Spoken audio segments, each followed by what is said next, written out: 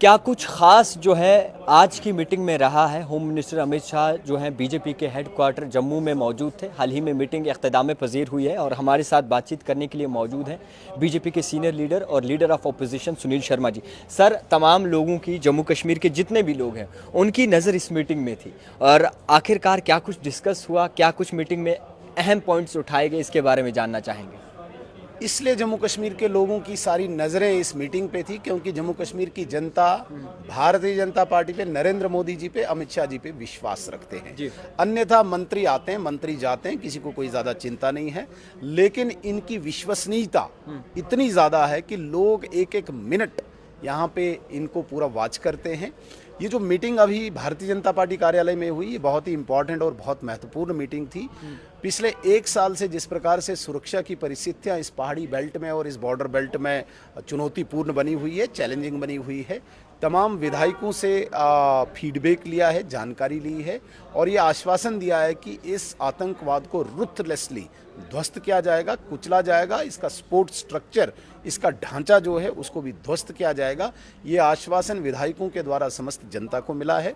सिर्फ इतना ही नहीं, वक्फ अमेंडमेंट बिल 370 और स्टेटहुड के नाम पे जिस प्रकार से असंवैधानिक, अनकॉन्स्टिट्यूशनल तरीके से एडजर्नमेंट मोशन, बिल या रेजोल्यूशन नेशनल कॉन्फ्रेंस की सरकार लाना चाहती है, इस पे भी हमें मार्गदर्शन मिला। चूंकि नेशनल कॉन्फ्रेंस की सरकार हर फ्रंट पे फेल हो रही है, जो इन्होंने प्रॉमिसेस किए थे, जो इन्होंने वादे किए थे, उन पे फेल हुए हैं और ये ध्यान भटकाने के लिए स्टेटहुड को ला रहे हैं, ये 370 के इशू को ला रहे हैं, एडजर्नमेंट मोशन ला रहे हैं। इस पर भी हमें आदरणीय गृह मंत्री जी का मार्गदर्शन मिला कि किस प्रकार से आपने जनता की आवाज़ बन के सरकार को हर फ्रंट पे घेरना है। ऐसा सभी मुझे लगता है कि विस्तार से चर्चा हुई। अच्छा सर, एक और अहम सवाल है। वक्फ अमेंडमेंट बिल के बाद पहली बार जम्मू कश्मीर का दौरा किया होम मिनिस्टर अमित शाह जी ने। क्या कुछ इस पर बातचीत रही, क्या कुछ आपसे वजाहत हुई? देखिए, वो वक्फ अमेंडमेंट बिल जो है वो अधिकांश मुस्लिम समाज के लोग उसको स्वागत करते हैं, उसका वेलकम करते हैं और आपने देखा होगा जगह जगह लोगों ने मिठाइयाँ बांटी और एक भूमि हड़पने का एक नेक्सस जो था उसको कम से कम हैमर किया गया है। जम्मू कश्मीर में ये कन्फ्यूजन ना हो, यहाँ पे मुस्लिम मेजॉरिटी स्टेट है, मुस्लिम समुदाय के बीच में एक कन्फ्यूजन न फैले, इसलिए वक्फ अमेंडमेंट बिल के लाभ हम लोगों तक पहुँचाएँ। किसी भी मुस्लिम रिलीजियस प्लेस, मस्जिद हो, दरगाह हो, कोई प्रार्थना का स्थान हो, ऐसे किसी भी स्थान को इस वक्फ अमेंडमेंट बिल से कोई नुकसान नहीं है। ये भी अवेयरनेस हमने फैलानी है। इसके लिए आदरणीय गृह मंत्री जी ने हमें पूरा मार्गदर्शन। स्टेटहुड के हवाले से कोई बातचीत रही या फिर? हाँ, स्टेटहुड हमारी कमिटमेंट है और देश के सर्वोच्च स्थान जिसे हम पार्लियामेंट कहते हैं और देश के सबसे बड़े नेता ने कमिटमेंट की है, विश्वसनीय नेता, पूरे विश्व में सबसे ज़्यादा विश्वास जिस नेता पे है उसकी कमिटमेंट है। आप मुझे बताइए, इससे बड़ा आदमी और कौन है? उमर अब्दुल्ला को क्या चिंता है स्टेटहुड की? भाई तुमने बिजली बोली थी, बिजली दे दो, सिलेंडर बोला था, सिलेंडर दे दो, नौकरियां बोली थी, नौकरियां दे दो, पेंशन बोला था, पेंशन दे दो, राशन बोला था, राशन। स्टेटहुड, स्टेटहुड कौन मांग रहा है तुमसे? स्टेटहुड, स्टेटहुड मांग रहे हैं भारतीय जनता पार्टी से जम्मू कश्मीर के लोग। और जिन कश्मीर के लोगों को आप मूर्ख बनाना चाहते हो, वो कश्मीर के लोग भी भारतीय जनता पार्टी से ही स्टेटहुड मांगते हैं। उमर अब्दुल्ला साहब, तो इसे कोई स्टेटहुड नहीं मांगता है।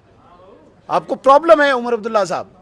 नेशनल कॉन्फ्रेंस का ये भी उमर दावा है। अब्दुल्ला साहब को ट्रांसफर्स की पैड दर्द शुरू हुई है। मुझे तहसीलदार चाहिए, मुझे एडीसी चाहिए, मुझे एसडीएम चाहिए। स्टेटहुड की कोई चिंता नहीं, उसे पता है भारतीय जनता पार्टी खुद देगी। अच्छा सर, एक और सवाल है। जिस तरीके से आगा सईद रूहुल्लाह मेहदी की बात करें, उन्होंने भी पार्लियामेंट में इस बात का दावा किया कि जब वक्फ अमेंडमेंट बिल पास हो रही थी उनको वक्त नहीं दिया गया बोलने के लिए।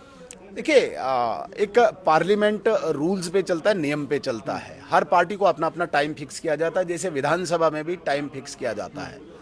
अब नेशनल कॉन्फ्रेंस के हिस्से में कितना वो टाइम आएगा? 543 मेंबर, 3 मेंबर्स की पार्टी, उसमें भी कोई छुट्टियां मनाने अब्रॉड चले जाते हैं, कभी वो टाइमली वहाँ पार्लियामेंट में होते नहीं है। तो अचानक ही आप बोलोगे कि नहीं मुझे बराबर टाइम मिलना चाहिए, एक बहुत बड़ी पार्टी के बराबर टाइम मिलना चाहिए, वो नहीं मिलेगा। आगा रूहुल्लाह साहब बहुत बड़े एक पार्टी के बहुत बड़े नेता नहीं है, कोई विपक्ष के नेता नहीं है, या पीछे 100 लोगों के एमपी उनके नहीं है। वो आसरानी की पार्टी है, कुछ इधर कुछ उधर, पीछे कुछ नहीं।